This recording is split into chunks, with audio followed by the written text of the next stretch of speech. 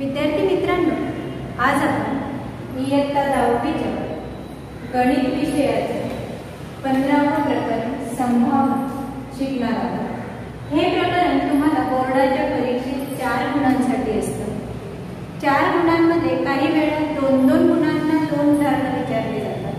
काही वेळा 1-1 मार्काचे 2 प्रश्न असतात सेक्शन ए मध्ये आणि सेक्शन बी मध्ये 2 गुणांचे एक उदाहरण असतं। तर हे 4 गुण जे आहेत ते पूर्ण 4 मार्काचे एक उदाहरण असणार नाही। सेक्शन ए मध्ये 2 प्रश्न, सेक्शन बी मध्ये 1 प्रश्न 2 मार्काचा किंवा सेक्शन बी मध्ये 2 प्रश्न 2 मार्काचे, या पद्धतीने ते 4 गुण विभाजित केलेले असतात। तर आपण 9वी मध्ये जे संभावना प्रकरण पाहिलं होतं त्या प्रकरणामध्ये आपण ज्या घटना घेत होतो त्या प्रायोगिक घटना केल्या। तर तुम्हाला जेव्हा मी उदाहरण समजावलं 9वीला तेव्हा आपण काय केलं होतं, प्रयोग केला होता की एक नाणं आपण घेतलं आणि ते 1000 वेळा टाकलं तर त्या नाण्यावर छाप आला होता 455 वेळा आणि काटा आला होता 545 वेळा। हे उदाहरण आपण तेव्हा पाहिलं होतं। आता 10वीला आपल्याला पाहायचे आहे सैद्धांतिक घटना। तर सैद्धांतिक घटना म्हणजे नेमकं काय? तर आपण जो नाण्याचा प्रयोग केला होता की ते नाणं 1000 वेळा टाकलं होतं तर आपल्याला 455 वेळा छापा मिळाला आणि 545 वेळा काटा मिळाला होता।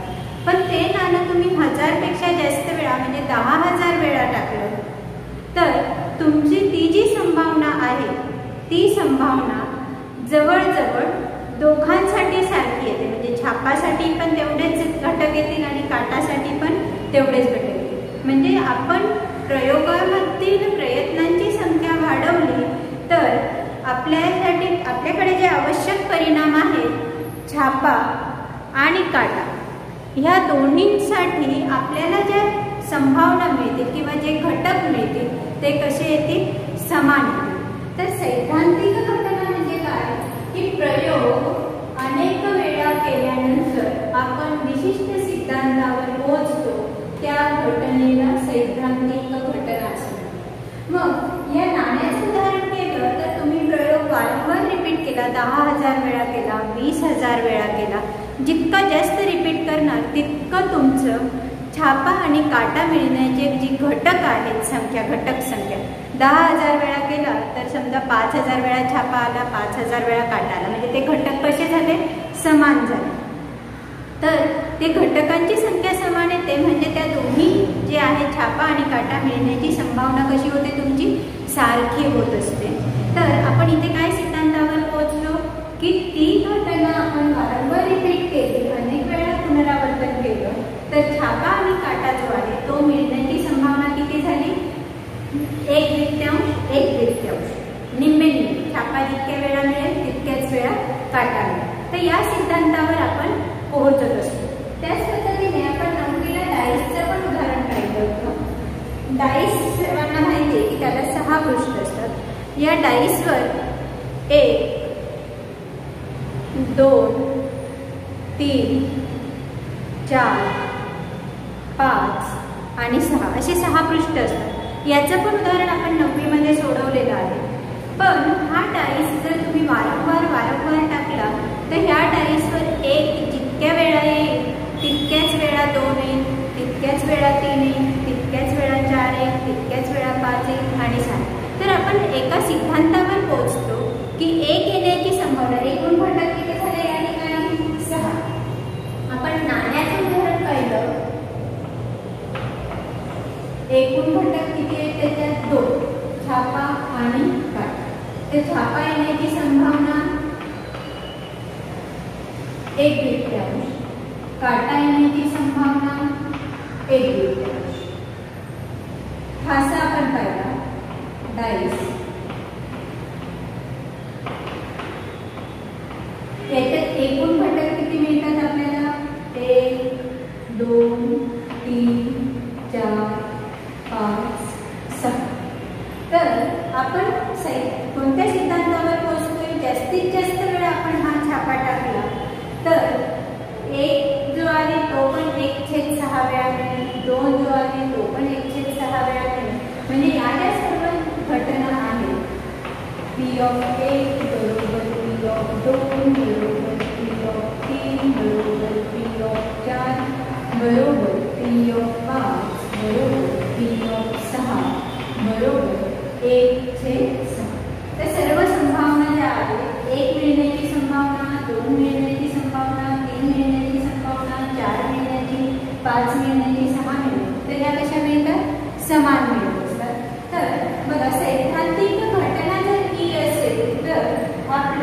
ई घटना घडण्याची संभावना पी ऑफ ई बरोबर ई साठी अनुकूल परिणामांची संख्या भागिले एकूण परिणामांची संख्या।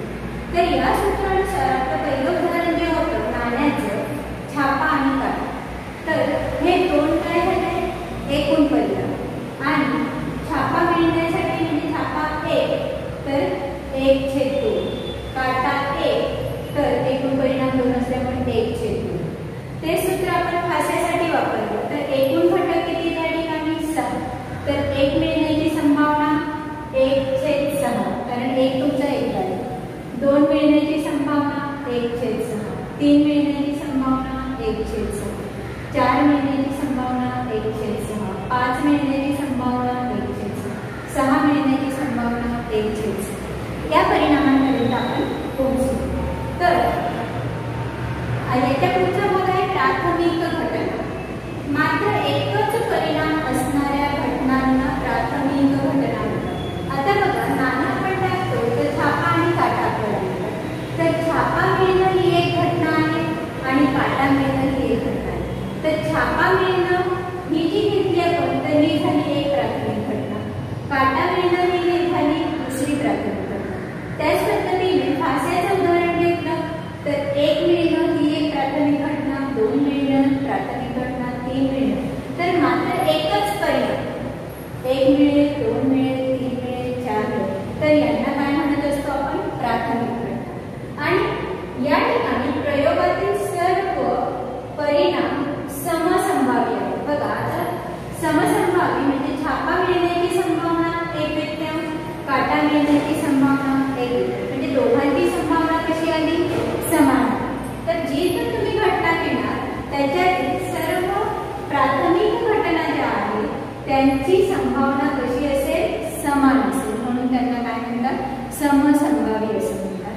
तर आता जर तुम्ही या प्राथमिक घटनांच्या संभावनांची बेरीज केली, बघा P of H अधिक P of P, इथे दोनच प्राथमिक घटना आहेत, या दोघांची बेरीज केली तर उत्तर किती मिळते तुम्हाला 1। इथल्या या सर्व प्राथमिक घटनांच्या संभावनांची बेरीज केली P of 1 अधिक P of 2 अधिक P of 3 अधिक P of 4 अधिक P of 5 अधिक P of 6, तर याची संभावना किती आहे 1/6, याची संभावना किती आहे 1/6, याची संभावना याची 1/6, याची 1/6, याची 1/6, 1 2 3 4 5 6 या सर्वांची बेरीज जर तुम्ही केली तर 6/6 म्हणजे उत्तर किती आलं 1। तर आपण एका गुणधर्मावर पोहोचतो की प्राथमिक संभावनांच्या बेरीज जी आहे, प्राथमिक घटनांच्या संभावनांची बेरीज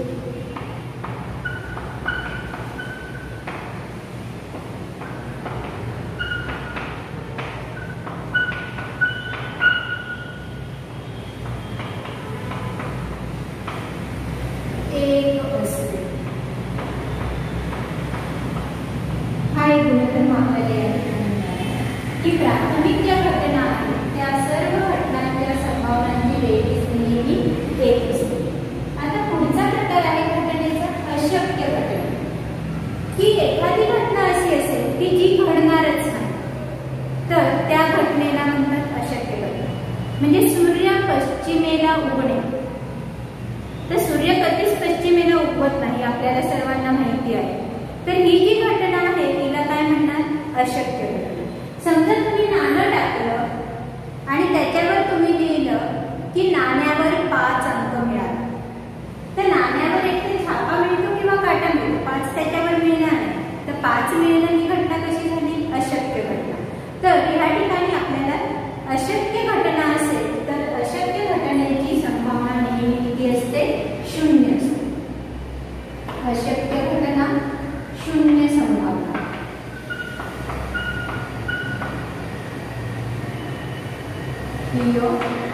बरोबर 0 की ती घटना घडूच शकत नाही।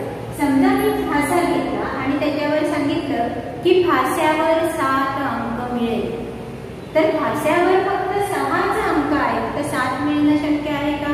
नाही. तर ही जी घटना आहे ही घटना अशक्य घटना आहे. तर अशक्य घटनांची संभावना नेहमी 0 असते. पुढचा प्रकार आहे घटनेचा निश्चित घटना. तर निश्चित घटना म्हणजे काय की जी घटना आपण बदलवूच शकत नाही. तर निश्चित घटना म्हणजे काय? सूर्य पूर्वेला उगवतो. तर तुम्ही म्हणणार पूर्वेलाच उगवतो म्हणजे त्या घटना अशा ज्या घटना आहेत की त्याच्यात बदल होऊ शकत नाही तर त्याला म्हणतात निश्चित घटना. तर निश्चित घटना जी असते त्याची संभावना नेहमी किती असते? 1 असते. मग P ऑफ E बरोबर 1. तर निश्चित घटनेची संभावना नेहमी 1 असते. तर आपण 9वीच्या याच्यात एक गुणधर्म पाहिला होता की कोणत्याही घटनेची संभावना जी आहे ती 0पेक्षा मोठी 0 less than P of E less than 1 असा गुणधर्म आपण 9वीत पाहिला होता. पण आता आपण 2 नवीन प्रकार शिकलो, अशक्य घटना आणि निश्चित घटना. तर संभावना जी आहे अशक्य घटनेची ती 0 असते आणि निश्चित घटनेची संभावना 1 असते. तर आता आपल्याकडे परिणाम मिळाला 0 less than or equal to P of E less than or equal to 1. तर हा एक परिणाम आपण आता 9वीपेक्षा थोडासा वेगळा की इथे लेस दॅन ऑर इक्वल टू असतो की 0 किंवा 0पेक्षा मोठी आणि 1 किंवा 1पेक्षा लहान असते कोणत्याही घटनेची संभावना. हा परिणाम आपण या ठिकाणी अभ्यास केला आहे. आता बघा पुढचा प्रकार पाहायचा आहे आपल्याला घटनेचा पूरक घटना. तर पूरक घटना म्हणजे काय? तर आपण हे उदाहरण पाहूया, नाण्याचे उदाहरण, छापा आणि काटा. तर या ठिकाणी नाण्यावर छापा मिळणं ही एक घटना झाली आणि नाण्यावर काटा मिळणं ही दुसरी घटना झाली. पण मी जर म्हणते की नाण्यावर छापा मिळणार नाही, नाण्यावर छापा मिळणार नाही म्हणजे मग काय मिळेल? काटा मिळेल. तर नाण्यावर छापा मिळणार नाही ही घटना म्हणजे नाण्यावर छापा मिळण्याची पूरक घटना. म्हणजे आपण घटना E घेतली, E नसणे याला घटना E ची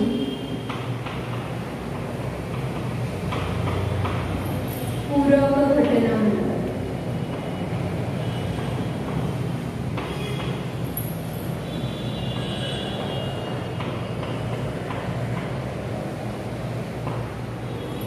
मग बघा आपण घटना E घेतली, छापा मिळणे.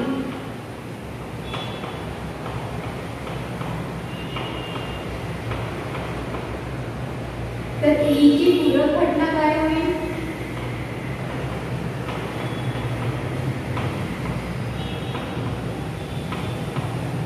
E ची पूरक घटना जी आहे ती आपण E बारने दर्शवणार आहोत. E ची पूरक घटना E बार म्हणजे काय?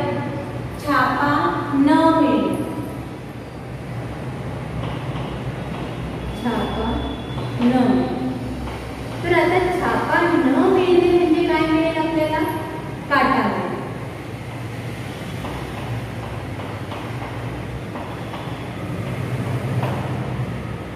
तर बघा आता छापा मिळणे ह्या P ऑफ E ची घटना काय झाली?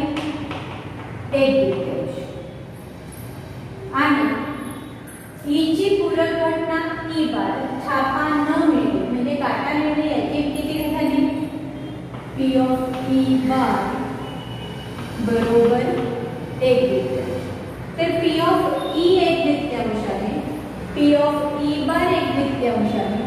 जर आपण या दोघांची बेरीज केली P of E plus P of E बार बरोबर 1/3 अधिक 1/3 किती येईल? 1. तर आपल्याकडे गुणधर्म तयार होतो की P of E plus P of E बार बरोबर 1. म्हणजे घटना घडणे आणि तीच घटना न घडणे यांच्या संभावनांची बेरीज नेहमी 1 असते. आता बघा या फासेच्या उदाहरणासाठी आपण पूरक घटनेचे उदाहरण घेऊया.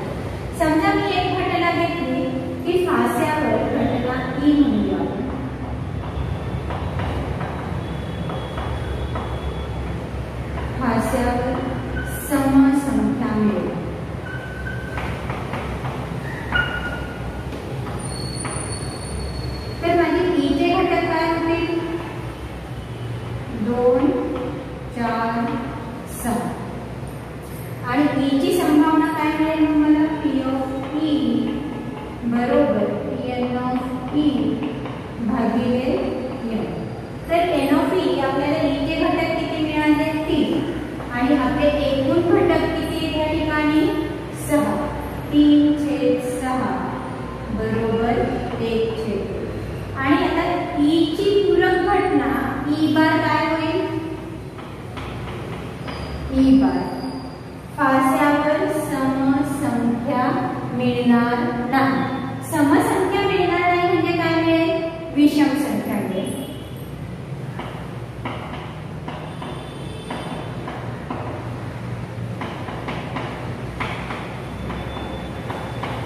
तर विषम संख्या मिळेल तर ई बारचे घटक काय येतील? 1 3 5 जे सम नाही ते विषम. तर ई बारची घटकांची संख्या झाली 3 तर पी ऑफ ई बार बरोबर एन ऑफ ई बार भागिले एन. तर 3 भागिले 6 बरोबर 1 देते. तर पी ऑफ ई ची किंमत 1/3 आणि पी ऑफ ई बारची किंमत 1/3 आणि या दोघांची बेरीज जर तुम्ही केली तर ती किती येते? 1. आता तुम्हाला समजण्यासाठी तुम्ही म्हणाल की जे प्रत्येक वेळी आपल्याला घटना घडण्याची संभावना 1/3 मिळेल, न घडण्याची संभावना 1/3 मिळेल का? तर तसं नाही. समजा मी दुसरी एक घटना घेतली की फास्यावर 2पेक्षा लहान अंक मिळेल. फास्यावर 2 किंवा 2पेक्षा लहान अंक. तर 2 किंवा 2पेक्षा लहान म्हणजे माझ्याकडे घटक किती येतील? 1 आणि 2. तर घटना ई मध्ये 2 किंवा 2पेक्षा लहान.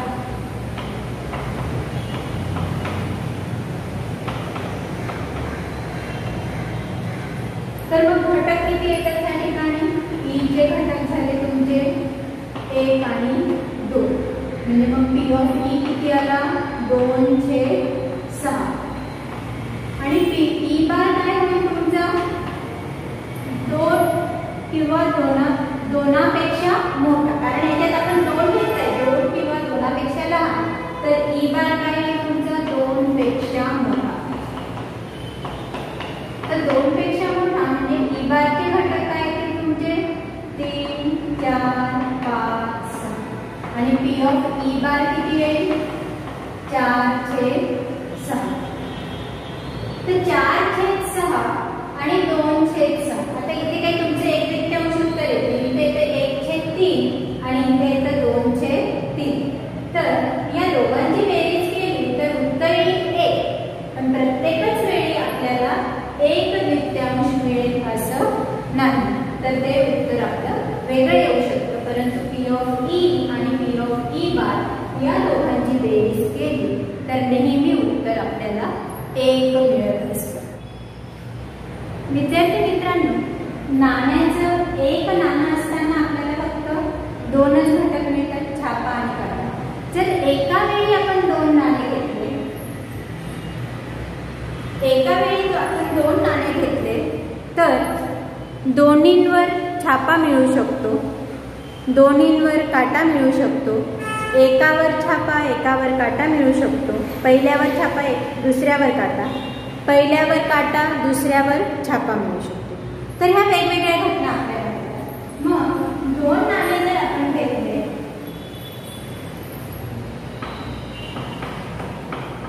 तर आपल्याकडे घटक कोणते कोणते मिळतात? दोन्हींवर छापा, दोन्हींवर काटा, पहिल्यावर छापा दुसऱ्यावर काटा, पहिल्यावर काटा दुसऱ्यावर छापा.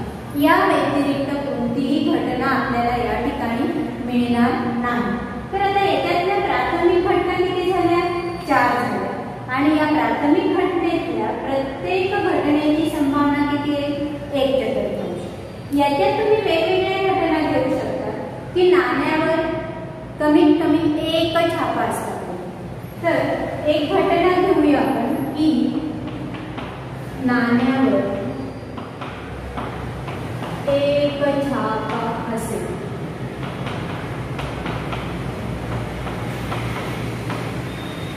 एक छापा असेल तर आपल्याकडे 2 घटना येतील की त्याच्यावर 1च छापा. तर संभावना किती आहे? 2/4. आणि इथे जर मी कमीत कमी 1 म्हटलं तर ही येईल आणि हे पण येईल. कमीत कमीचा अर्थ काय? 1 किंवा एकापेक्षा जास्त. तर कमीत कमी 1 शब्द जर वापरला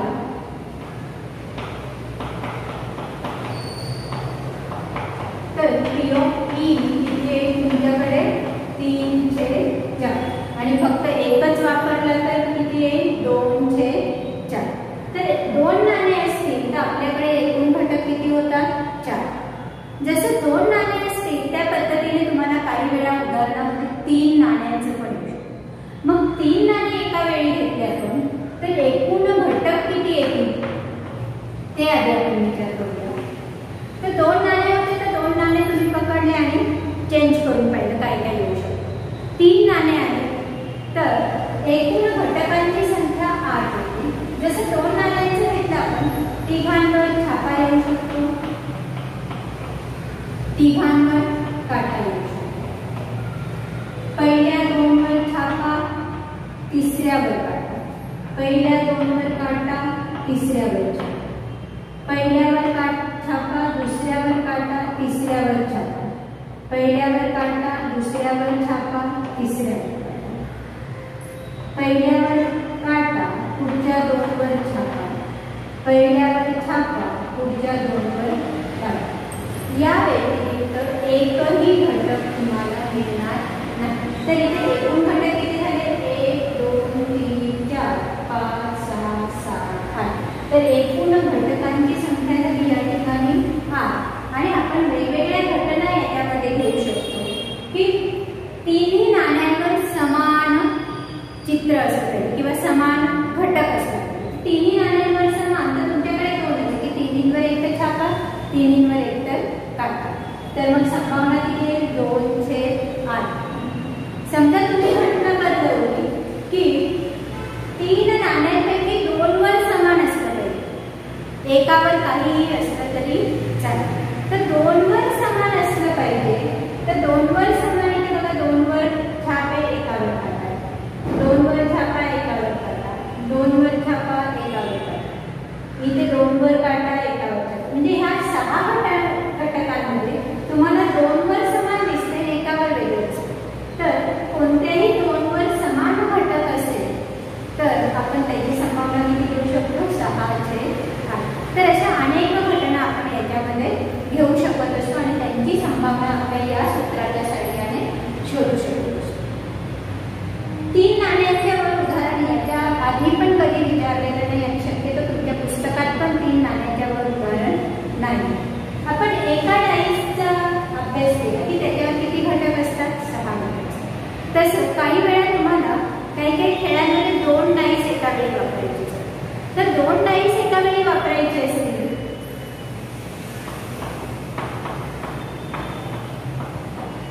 तर एका डाईसवर 1 मिळेल, दुसऱ्यावर 1 मिळेल, एकावर 1 मिळेल, दुसऱ्यावर 2 मिळेल. 1 1 1 2 1 3 1 4 1 5 1 6. बरोबर.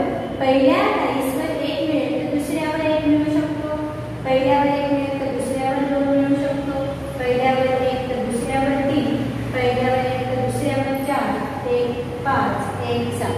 या पद्धतीने पहिल्यावर 2 मिळू शकतो.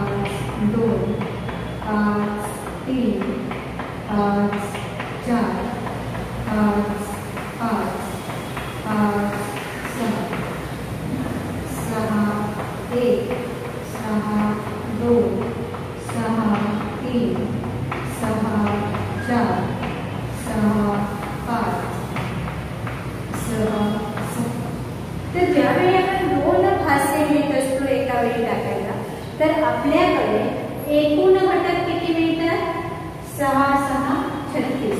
तर एकूण घटकांची संख्या होते 36 आणि याच्यावर आधारित वेगवेगळ्या घटना आपल्याला घेता येऊ शकतात. एक घटक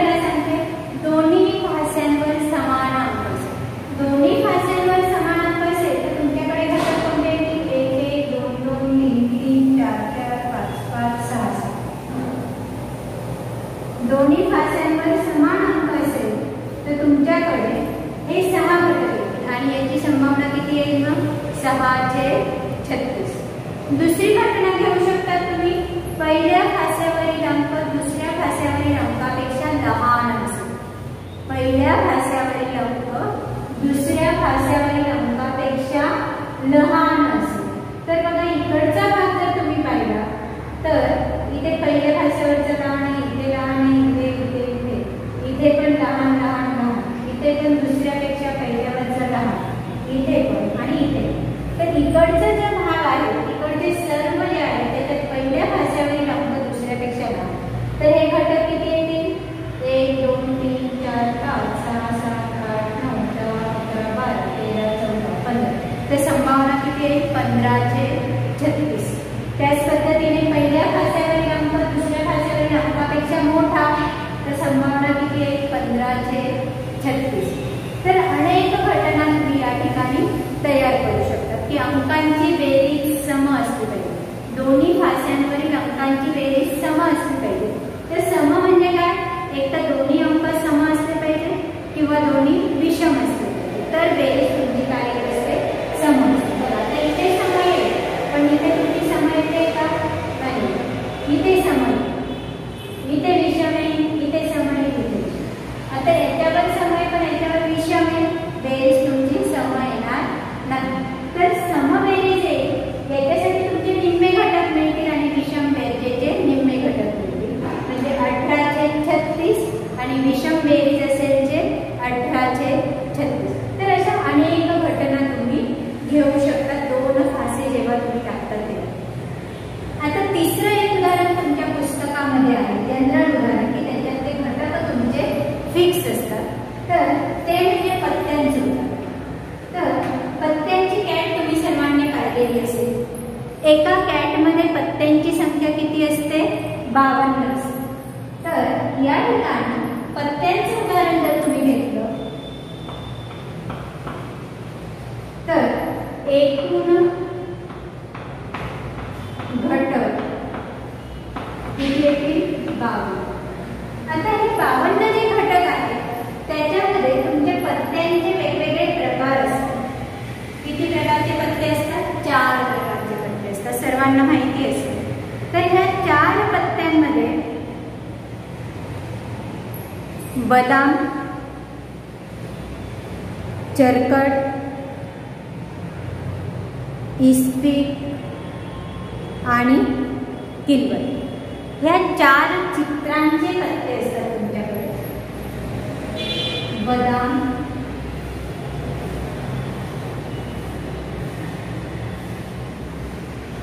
चरकट,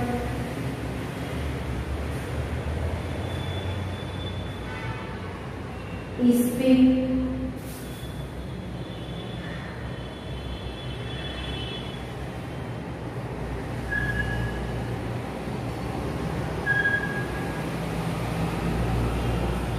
आणि किल्वत.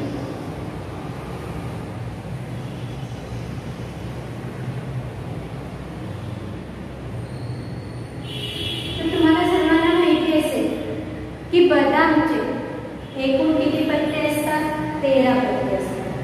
चरकटचे 13 पत्ते असतात. किल्वरचे 13 पत्ते असतात. सॉरी इस्पीकचे 13 आणि किल्वरचे 13. तर हे सर्व 13 म्हणून तुमच्याकडे एकूण पत्ते किती होतात 52 पत्ते. आणि ह्या 52 पत्त्यांच्या कॅटमध्ये तुमच्याकडे सर्व प्रकारचे चित्रवाले पत्ते असतात. तर या चित्रवाल्या पत्त्यांमध्ये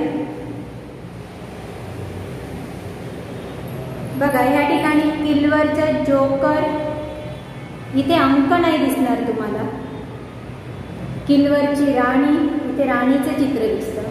किल्वरचा राजा, इथे राजाचं चित्र दिसतं. तर हे 3 पत्ते झाले तुमचे चित्राचे चित्रवाले.